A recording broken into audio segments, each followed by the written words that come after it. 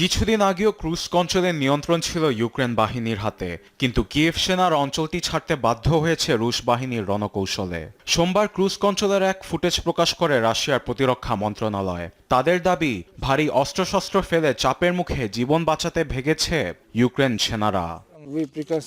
ফুটেজে দেখা যায় ইউক্রেনের সামরিক যান ধ্বংসের পাশাপাশি মাটিতে বিছানো মাইনগুলো নিষ্ক্রিয় করতে সক্ষম রুশ বাহিনী। তাদের ঘাঁটি শনাক্ত করে অ্যান্টি ট্যাঙ্ক জ্যাভেলিন ও ভারী অস্ত্রশস্ত্র জব্দ করেছে তারা। এই ড্রোন দিয়ে তারা সেনাদের গোলাবারুদ সরবরাহ করত। আবার এই গ্রেনেড লঞ্চার 2 কিলোগ্রাম টিএনটি বহনে সক্ষম। এটিতে ইউক্রেনীয় সেনারা ট্যাঙ্কে হামলা করত।